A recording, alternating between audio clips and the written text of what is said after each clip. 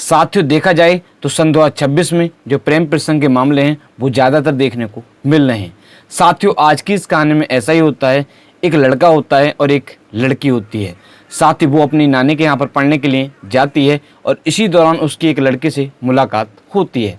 साथियों इसके पश्चात दोनों का प्रेम प्रसंग हो जाता है।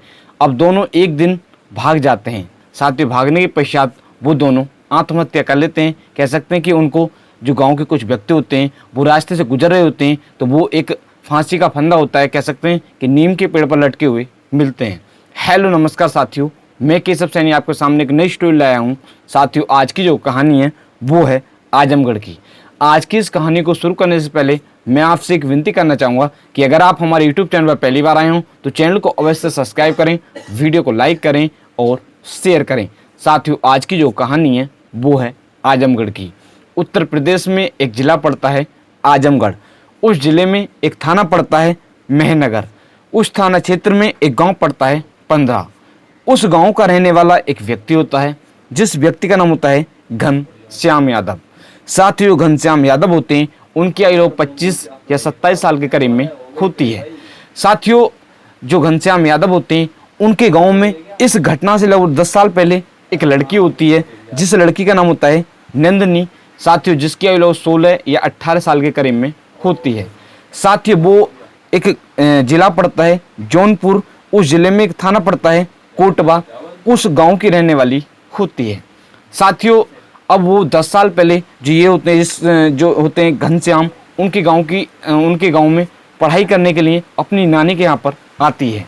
साथियों घनश्याम के घर से लगभग 100 मीटर की दूरी पर जो उसकी नानी का घर होता है वो होता है। साथ ही वहाँ पर आ जाती है और आने के पश्चात अब उनकी पढ़ाई शुरू हो जाती है। साथ ही दोनों की पढ़ाई चल रही होती है। इसी बीच इस घटना से कुछ सालों पहले जो ये होती है जिसका नाम होता है नंदनी, उसका घनश्याम के साथ प्रेम प्रसंग शुरू हो जाता है। साथ ही कुछ महीनों तक ये जो प्रेम प्रसंग है वो लगातार जारी रहता है। इसके पश्चात जो लड़की होती है उसके प्रेम प्रसंग के बारे में जो लड़की के परिवार वाले होते हैं और जो लड़की की नानी होती हैं उनको पता चलता है। इसके पश्चात जो उसकी नानी होती हैं या उनके घर वाले होते हैं वो जो लड़की के मम्मी होती हैं उनको बताती हैं। साथियों जो दोनों लड़का लड़की होते हैं इनके पिताजी नहीं होते हैं। साथियों जैसे ही लड़की की मम्मी को पता चलता है इसके पश्चात जो लड़की की मम्मी होती है वो उसको लुभाकर अपने घर ले जाती हैं। मगर साथियों इसके पश्चात भी उनका जो प्रेम प्रसंग है वो लगातार इसी तरह से जारी रहता है। कह सकते हैं कि उनका प्रेम प्रसंग इतना बढ़ जाता है कि वो एक दूसरे से शादी करना चाहते हैं। इस तरह से उनका जो प्रेम प्रसंग है वो इतना बढ़ जाता है।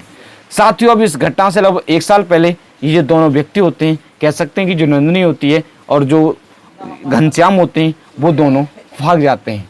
इसके पश्चात जो लोग होते हैं वो ढूंढते हैं। इसके पश्चात दोनों मिल जाते हैं। साथ ही जो गांव के लोग होते हैं, पंचायत होती है, वो समझाते हैं और इसके पश्चात जो मामला होता है वो शांत हो जाता है। मगर इनका जो प्रेम प्रसंग है वो लगातार फिर भी जारी रहता है। साथ ही इसके पश्चात जो लड़की के परिवार वाले होते हैं वो उसको महाराष्ट्र ले जाते हैं। साथ ही वहाँ पर जो भी वो काम करते हैं वो अपने साथ ही उसको वहाँ पर ले जाते हैं। मगर इसके पश्चात भी उसका जो प्रेम प्रसंग है वो लगातार फिर भी जारी रहता है।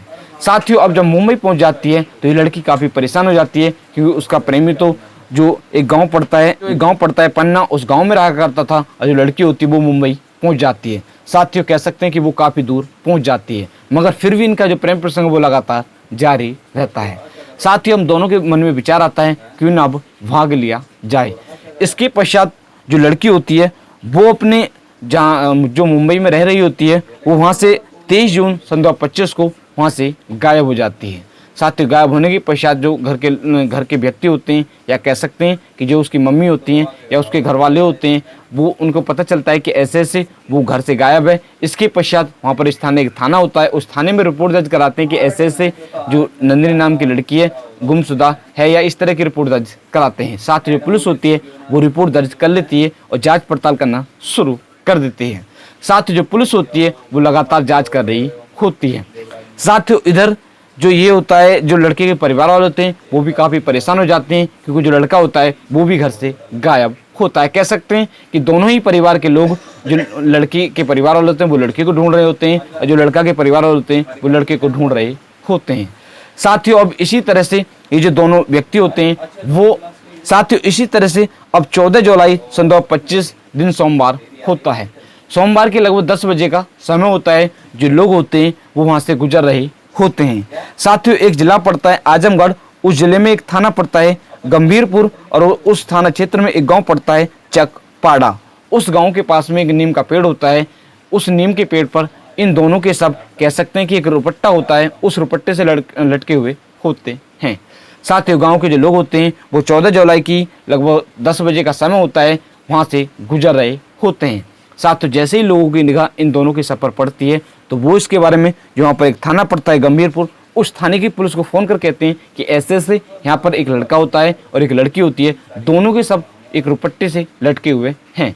साथियों जैसे ही पुलिस को पता चलता है, जो पुलिस की टीम होती है वो काफ़ी बल के साथ वहाँ पर पहुँच जाती है।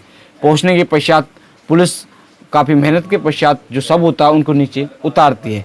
इसके पश्चात जो पुलिस होती है वो जांच पड़ताल करना शुरू करती है कि आखिरकार ये दोनों व्यक्ति कौन है। साथियों जो पुलिस होती है वो लगातार जांच करती है तो पुलिस को पता चलता है कि ऐसे ऐसे ये उस गांव के रहने वाले हैं। साथियों इसके पश्चात जो लड़की के परिवार वाले होते हैं वो भी वहाँ पर आ जाते हैं।